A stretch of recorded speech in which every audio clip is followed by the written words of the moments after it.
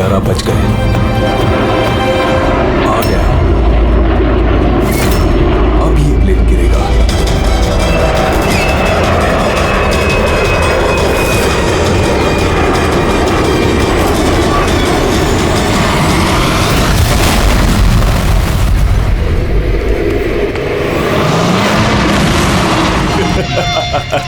मजा आ गया।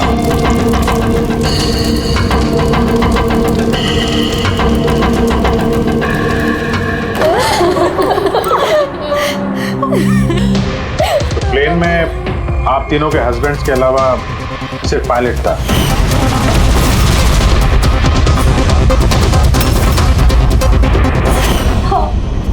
और अभी तक उनकी कोई खबर नहीं मिली। देखिए, अथॉरिटीज से हमने पूरी पूछताछ की और उन्होंने बताया कि प्लेन में कोई तकनीकी खराबी नहीं थी। तो फिर आप लोगों को ऐसे क्यों लगता है कि ये एक्सीडेंट नहीं था, कि प्लेन क्रैश नहीं था, बल्कि किसी ने जानबूझकर इनका खून किया है? उन्हें कई दिनों से धमकी भरे कॉल्स आ रहे थे। देखिए, आप तीनों के हस्बैंड जाने माने बिल्डर्स हैं, तो धमकी वगैरह तो हो सकता है कि ऐसे कॉल्स आ गए हों, लेकिन एग्जैक्टली क्या हुआ था आप बता सकते हैं? हाँ, वो तीनों सूरत जा रहे थे कोई जमीन खरीदने, पर कुछ बिल्डर्स थे जो ये नहीं चाहते थे कि ये डील हो।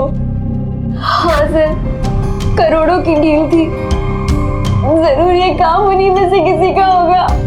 अगर धमकी भरे कॉल आ रहे थे तो आप लोगों ने पुलिस की मदद क्यों नहीं ली? सर, हम पुलिस के पास जाना चाहते थे, पर हमारे पतियों ने हमें रोक लिया। हेलो, कौन बोल रहा है? खबरदार, अगर उस सूरत वाली जमीन के बारे में सोचा भी तो, समझे? धमकी दे रहा है? धमकी दे रहा है मुझे? धमकी ही समझ लो तुम। कल सुबह 11 बजे अपनी जिंदगी की आखिरी सांस लोगे तुम।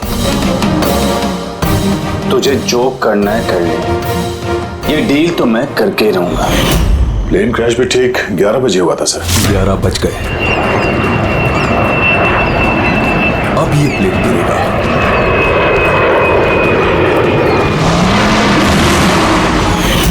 ये कोई सहयोग तो नहीं हो सकता? आप ही बताइए सर, क्या एक जमीन का टुकड़ा किसी इंसान की जिंदगी से ज्यादा कीमती हो सकता है? देखिए, मैं आपको प्रॉमिस करता हूं, जिस किसी ने भी ये किया उसे हम सजा दिलाकर ही रहेंगे।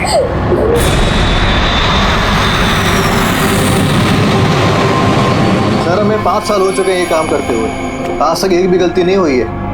हमारे काम में सर गलती की कोई गुंजाइश ही नहीं। अगर सर प्लेन में कोई भी प्रॉब्लम होता है तो हम उसे उड़ने नहीं देते सर। तो आप लोगों के हिसाब से प्लेन में कोई खराबी नहीं थी? बिल्कुल नहीं सर। तो क्रैश कैसे हुआ प्लेन?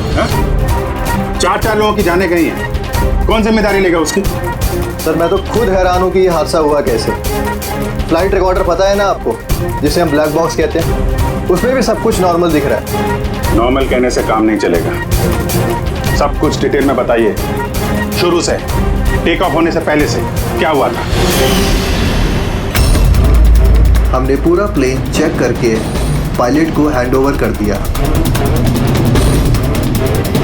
उसके बाद वो तीनों बिजनेसमैन प्लेन में बैठकर सूरत के लिए निकल गए।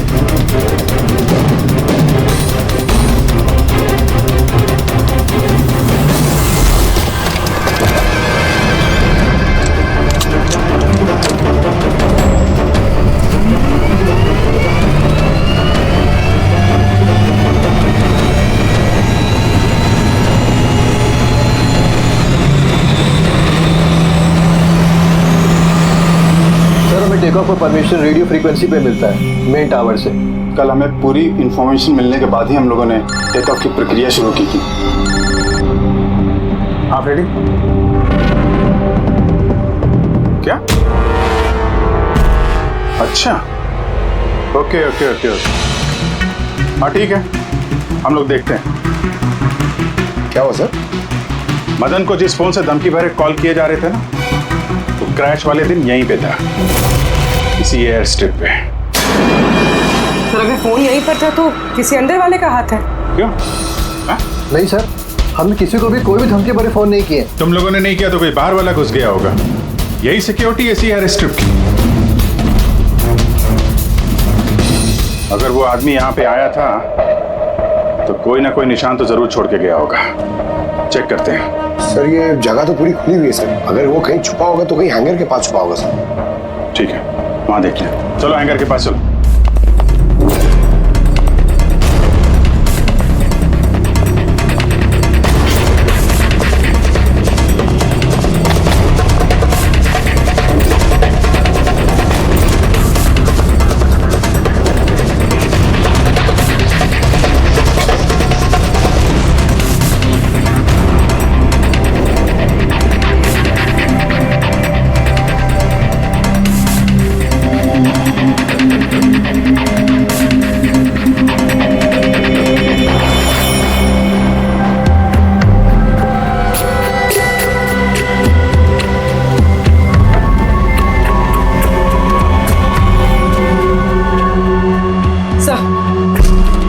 सर ये टूटा हुआ फोन मिला है। सर लगता है वो धमकी भरा कॉल इसी से किया होगा। हो सकता है तोड़ के फेंक दिया। रख लो, कुछ ना कुछ तो मिल ही जाएगा। कहाँ पे मिला था ये?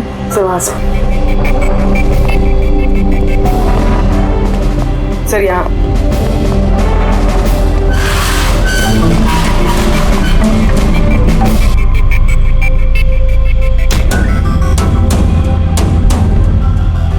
सर ये देखिए, कान जैसा कुछ लग रहा है तो कान का निशान यार। फोन भी यहीं मिला है और ये निशान भी। कहीं ऐसा तो नहीं कि वो मुजरिम यहीं दीवार पे टेक लगा के फोन पे बात कर रहा हो और हमारे लिए अपना कान का निशान छोड़ गया हो। काम करो, फोटो ले लो उसकी। सर वो कान के निशान से कुछ पता चलेगा? अरे कुछ ना कुछ तो पता चलेगा। सारुण के साहब को देंगे, वो ढूंढ निकालेंगे।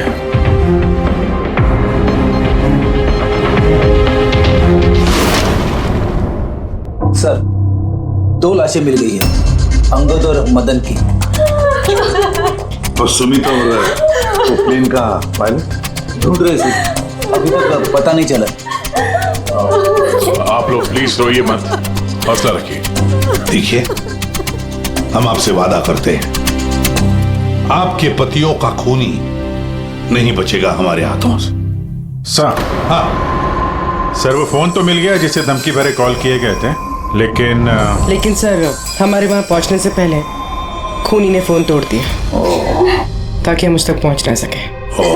सर हम जानते हैं सब किसने किया। जानती हो किसने किसने किया खून? रणदीप और शशि ने। रणदीप और शशि कौन है? हाँ? सर ये दोनों भी बिल्डर्स हैं। ये नहीं चाहते थे कि हम तीनों के पतियों की वो डील सक्सेसफुल हो। जानता था, मैं जानता था इस जुर्म का सारा इल्जाम हम दोनों पे ही लगने वाला है। आपकी तारीफ? सर यही है वो दोनों खूनी, रणदीप और शशि।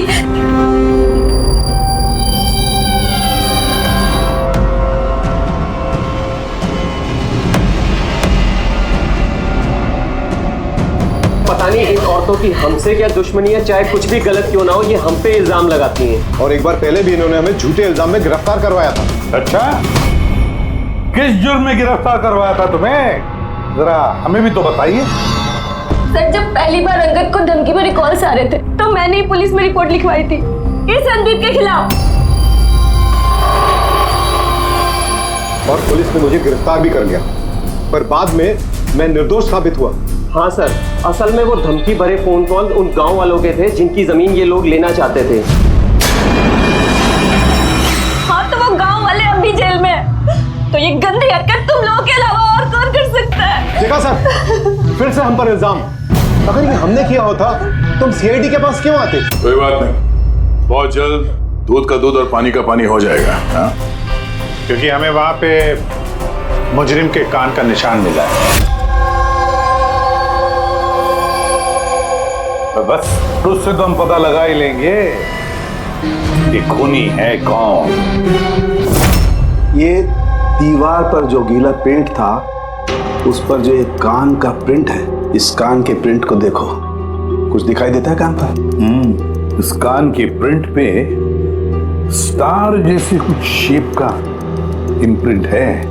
और एक बात और, ये जो मुजरिम है ये समुद्र के आसपास रहता है। ये कैसे पता चला सर?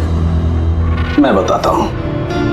ये फोन के जो टूटे हुए टुकड़े हैं, इस पर मुझे कुछ समुद्री रेत और मछली के कांटे के टुकड़े मिले।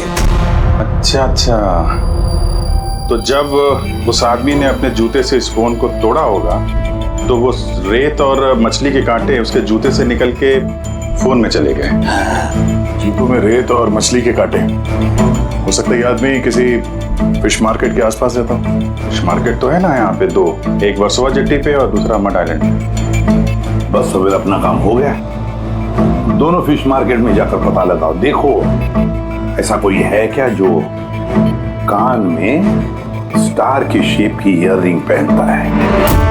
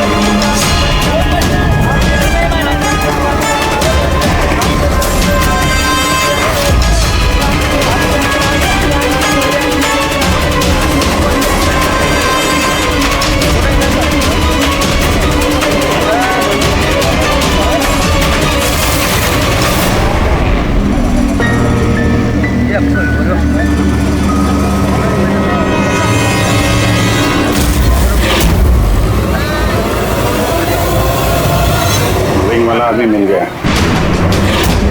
आ जाओ।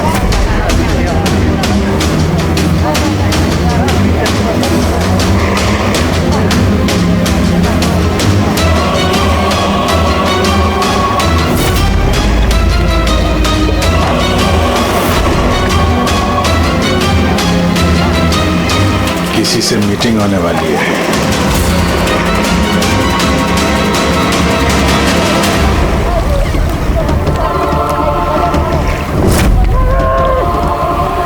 ये दूसरा आदमी कौन है, दिख नहीं रहा है।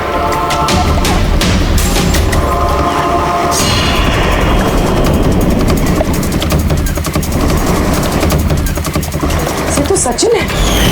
एयरपोर्ट अथॉरिटीज ने मरने वाले पायलट के लिए इसकी फोटो दिखाई थी।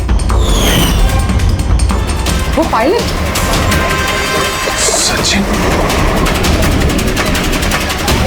सचिन जिंदा है? सर अगर ये प्लेन क्रैश में मरा नहीं और जिंदा तो यहाँ छुपा क्या करना है? वही तो सामने क्यों नहीं आ रहा? चलो पूछते हैं इससे।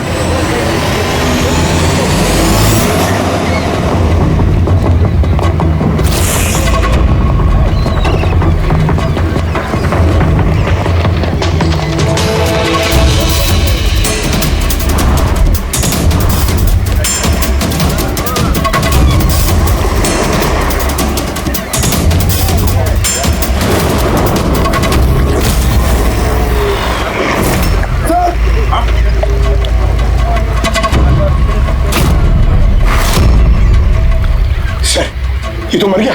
मर गया। वो देखो ना, सचिन भाग रहा है सर।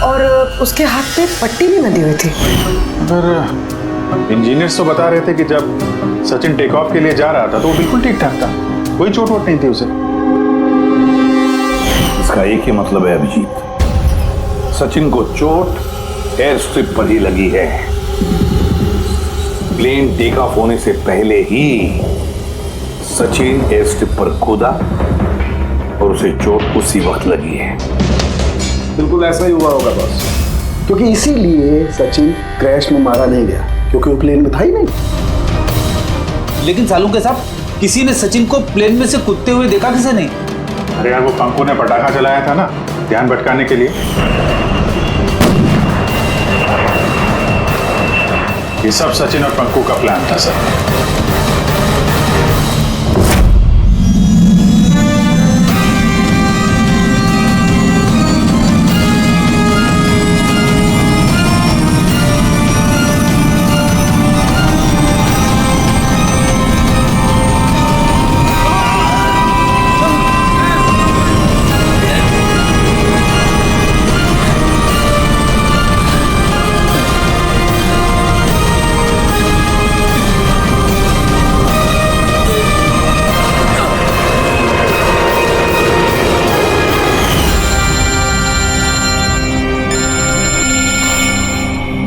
हेलो,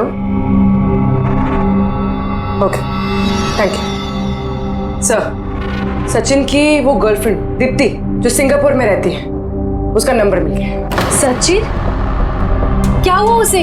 वो ठीक तो है ना? दीप्ति, एक बात बताओ, आखिरी बार तुमने सचिन के साथ कब बात की थी? 2 दिन पहले। 2 दिन पहले? मगर सचिन की बीवी ने तो हमें बताया कि तुम दोनों का रिश्ता टूट चुका है। नहीं, शायद उसने अपनी बीवी को नहीं बताया होगा कि वो मुझसे मिलने सिंगापुर आ रहा है। अच्छा, सिंगापुर कब आने वाले हैं सचिन? अब 1 हफ्ते बाद।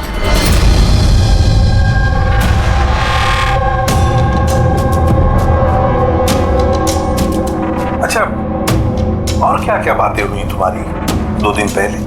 वो कह रहा था कि उसे ढेर सारा पैसा मिलने वाला है और फिर हम एक नई जिंदगी की शुरुआत कर सकते हैं। वैसे आप सब ये सवाल, सचिन ठीक तो है ना?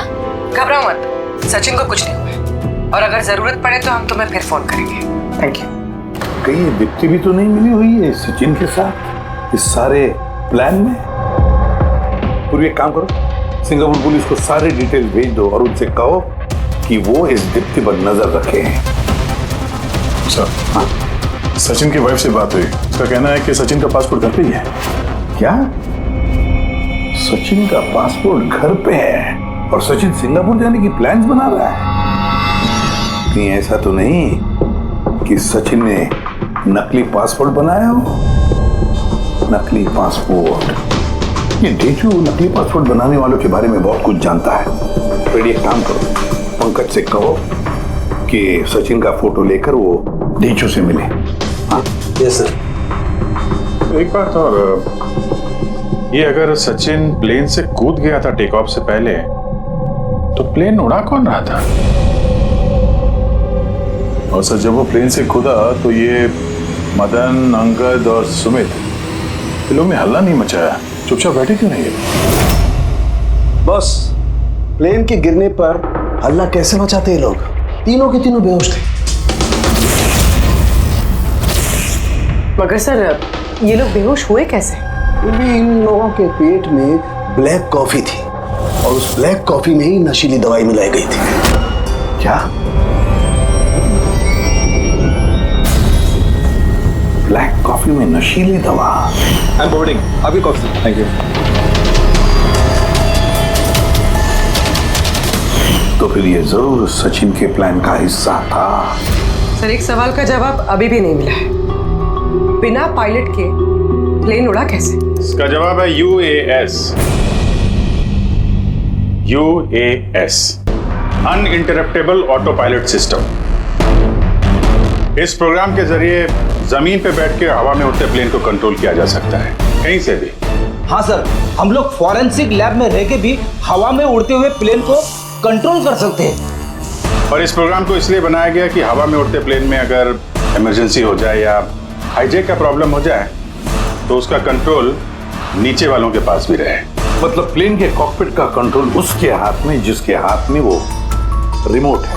हाँ सर, और जिसके पास भी रिमोट कंट्रोल था उसी ने प्लेन क्रैश करवाया समंदर में। रिमोट कंट्रोल वाला खूनी, ब्लैक कॉफी में नशीली दवा। अगर एक बार पता चल गया ना कि ये ब्लैक कॉफी में नशीली दवा डाली किसने और पिलाई किसने, तो समझ लो ये रिमोट कंट्रोल वाले खूनी तक हम पहुंच गए। Remote control. Black coffee? Sir Madan तो ब्लैक कॉफी पीते ही नहीं थे, उन्हें हाई ब्लड प्रेशर था। और सर मैंने भी सुमित को ब्लैक कॉफी नहीं दी थी, क्योंकि जिस वक्त वो घर से निकले मैं भी घर पे नहीं थी।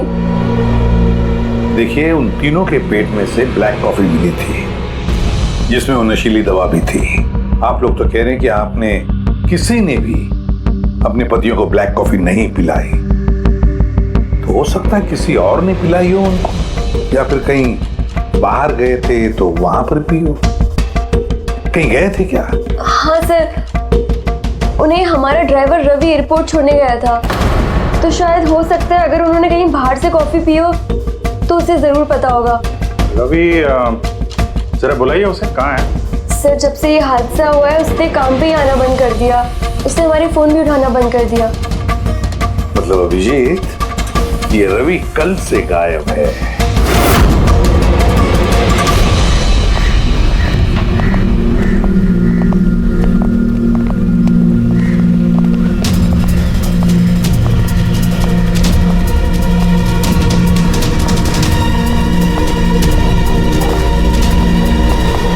एक्सक्यूज मी, हटिए जरा, क्या बात है, क्या हुआ? देखिए सर, यहाँ से बहुत बदबू आ रही है और अभी पुलिस को भी फोन किया है, अभी तक कोई आया नहीं है। हम लोग CID से हैं।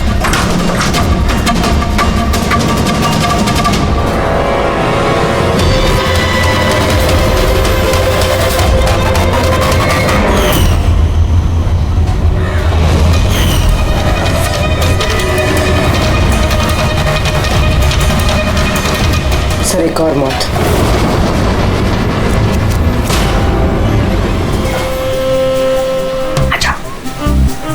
Just follow me.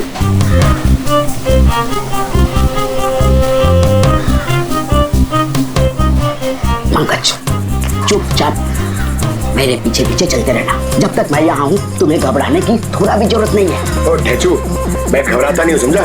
मैं CID से हूँ। चुपचाप चलो, फॉलो मी। इधर चलो।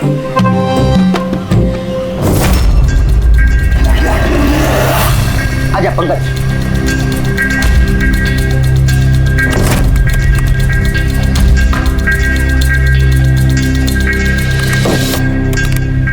क्या दोस्त, सुना है तुम बहुत अच्छा पासपोर्ट बनाते हो? किससे सुना? मेरे एक दोस्त ने बताया। दोस्त? कौन दोस्त? ये मैं नहीं जानता इसे।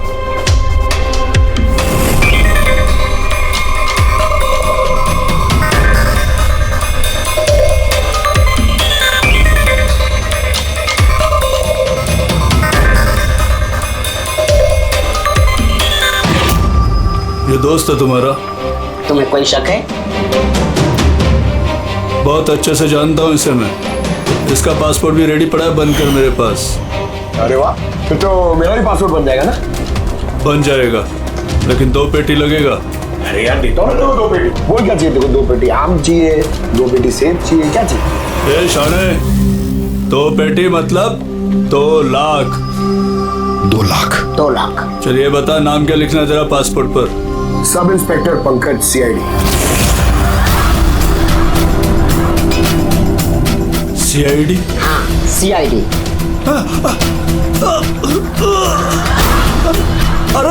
अरे मैंने क्या बिगाड़ा तुम्हारा? सिर्फ तेरा ही नहीं, सारे नकली पासपोर्ट बनाने वालों का धंधा बंद हो चुका है।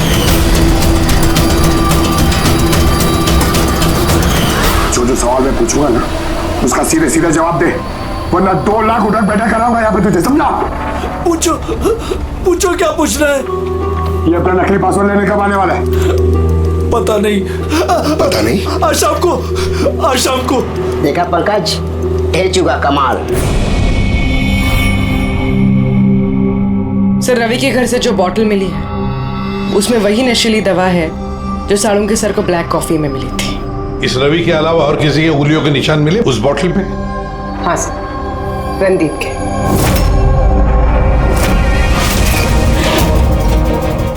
रणदीप, ये रणदीप ब्यूरो में आकर जोर जोर से चिल्ला कर अपनी बेगुनाही साबित करने की कोशिश कर रहा था। पहले उसने रवि का इस्तेमाल किया खून करने में, फिर रवि को ही मार डाला। सर, मैंने रणदीप को कॉल भी ट्राई किया लेकिन उसका फोन बंद आ रहा है। एक बार ये सचिन मिल जाए ना तो वही पहुंचाएगा हमें इस रणदीप तक। शाम को तो आने वाला ही है वो, अपना नकली पासपोर्ट लेने के लिए।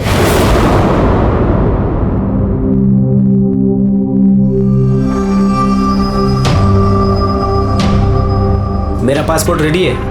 हाँ, तुम एक काम करो, अपना पासपोर्ट उससे ले लो, उसके पास है। अरे यार जल्दी करो, मेरे पास ज्यादा टाइम नहीं है।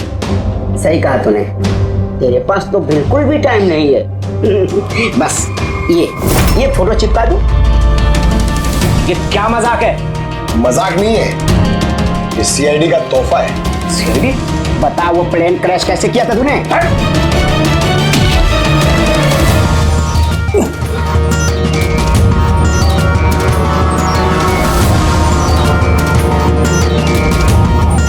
सीआईडी से भाग के टेक ऑफ करना इतना आसान नहीं है। इमरजेंसी लैंडिंग करनी पड़ जाती है मुजरिमों को। पैसों के लालच में अंधा हो गया था मैं।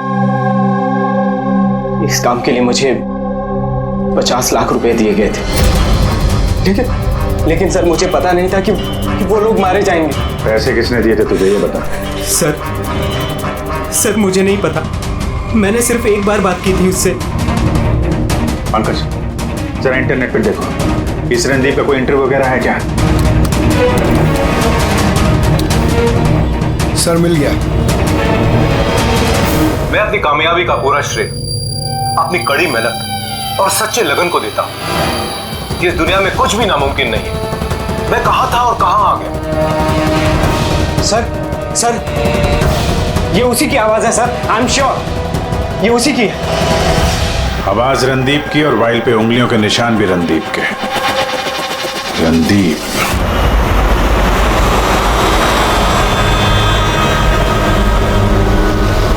सर आगे से राइट। सर, ये रणदीप का तो फोन बंद है सर, तो उसकी लोकेशन कैसे ट्रैक करेंगे? अरे फोन बंद है तो क्या हुआ पंकज, उसका वीडियो याद है? उसमें उसने अपने हाथ में एक ब्रेसलेट पहना हुआ था। मैंने वो इंटरव्यू दोबारा चेक किया। मगर सर, ब्रेसलेट से लोकेशन कैसे ट्रैक करेंगे? पंकज, ये कोई मामूली ब्रेसलेट नहीं है। उस ब्रेसलेट में जीपीएस ट्रैकिंग भी लगाया हुआ है, और ऐसी ब्रेसलेट ज्यादातर ये टाइप 1 डायबिटीज वाले ही पहनते हैं। ब्रेसलेट में जीपीएस होता है सर? हाँ, ताकि अगर मरीज की तबीयत अचानक अगर खराब हो जाए या उसे चक्कर वक्कर आ जाए तो उसके परिवार वाले जीपीएस के सहारे उसे आसानी से ट्रैक कर सकते। पर सर ये जीपीएस बता रहा है कि रणदीप कुंदूवाड़ी में।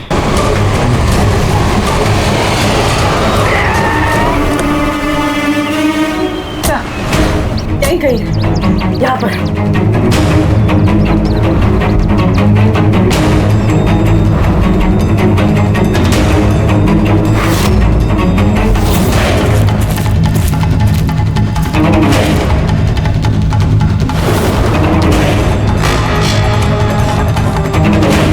इस तरफ सर यहीं कहीं है। उसकी दिल की धड़कन भी कमजोर होती जा रही है। दिल की धड़कन कमजोर होती जा रही है, यही कही है वो। देख, ये मिट्टी अलग क्यों लग रही है? कहीं इस मिट्टी के नीचे तो नहीं? हो सकता है।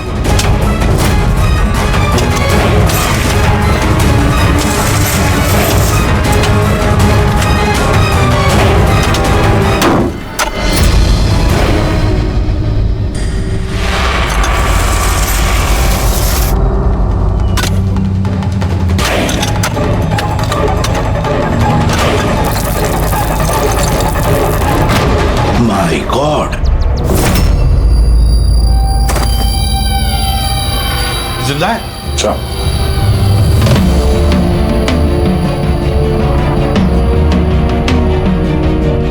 सर हम तो सोच रहे थे ये रणदीप खूनी है, पर यहाँ तो कोई उसकी ही जान लेने चला था।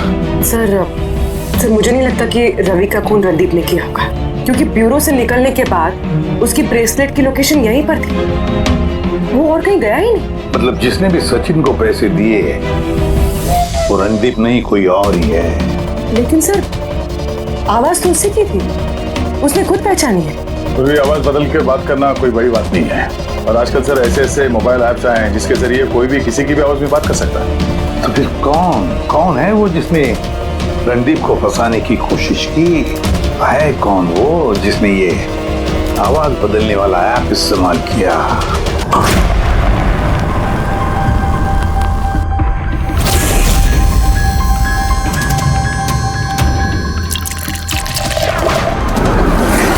Cheers. Cheers, अनीरा जी, cheers. आइए आइए। आई। मुबारक हो अनीरा जी। मुबारकबाद? वो किसके? उस ऐप के लिए, वो ऐप जो आपकी कंपनी ने बनाया जिसकी वजह से कोई भी इंसान अपनी आवाज बदल सकता है। जी? जी, डेमो सुनेंगे? अनीरा जी, अब तुम अपने जुर्म के लिए जेल जाओगे। अनीरा जी, अब तुम अपने जुर्म के लिए जेल ये क्या मजाक? ये मजाक नहीं है, इसी डिवाइस से तुमने रणदीप को फंसाने की कोशिश की थी ना?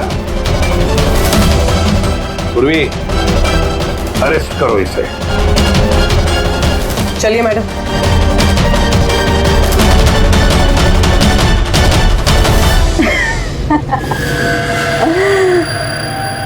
इतनी भी क्या जल्दी है सीआईडी वालों, जरा उधर तो देखिए। जाने दो उसे। बेवकूफी छोड़ दो ये। छोड़ो उनको।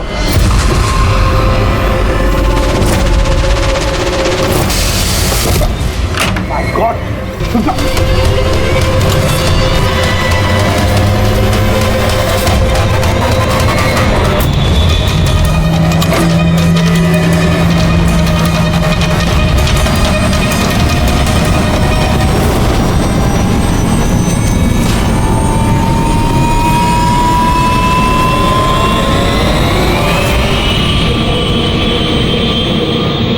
Goodbye, CID.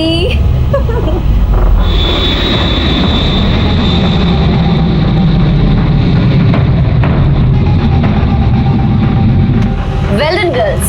आज तक जो बड़े बड़े मुजरिम नहीं कर पाए वो हमने कर दिखाया। सीआईडी को तो नानी याद आ गई होगी। पर वो सब तो ठीक है यार, पर अब जाएंगे कहाँ?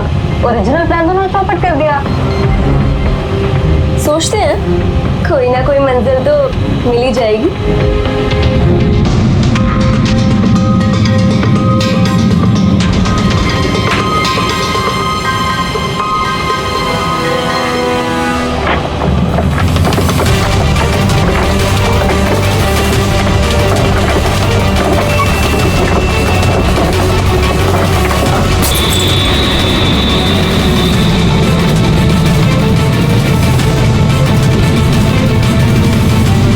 अरे अमीरा, ये कैसे प्लेन उड़ा रही हो तुम? अरे मैं नहीं चला रही हूँ यार, तुमने तो कहा था ना कि तुम्हें प्लेन उड़ाना आता है। अरे मैं ये नहीं कर रही हूँ, ये अपने आप हो रहा है।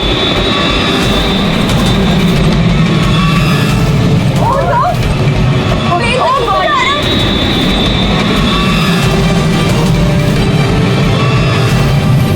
लगता है हमारी यूएस टेक्नोलॉजी किसी को पता चल गई क्या? मगर कैसे?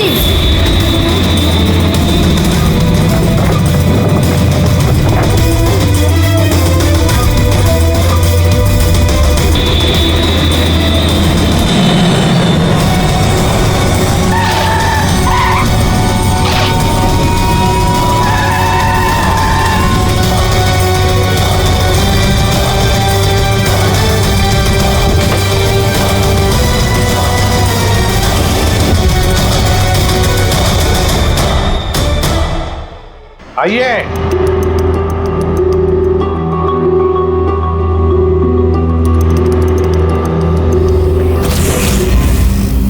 जिस देश में औरतें अपने पतियों की लंबी उम्र के लिए व्रत रखती हैं, कोई ऐसा भी कर सकता है कि अपने ही पति का खून कर दें? बहुत ठोस वजह रही होगी आप लोगों के पास। हाँ वजह थी, हमारे पति कोई दूध के धुले हुए नहीं थे। हाँ, लोगों को तो वो ऐसे दिखाते थे कि वो हमसे बहुत प्यार करते हैं, पर घर में कुछ और ही कहानी होती थी। ना हमें उनसे प्यार मिला और ना ही वफादारी। अंगद ने तो कई बार रिया पर हाथ भी उठाया था। हॉस्पिटल में भी भर्ती हुई थी वो। इन सब से तंग आकर हमने अपने पतियों को धमकी भरे कॉल्स करवाए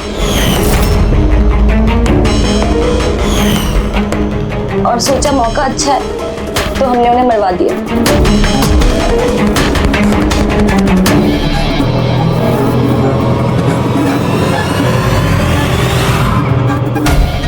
और किस्मत देखिए, रणदीप रवि के पास गया, वो बेहोशी वाली दवाई लेकर, ताकि हमारे पति मीटिंग में पहुंच ही ना पाए।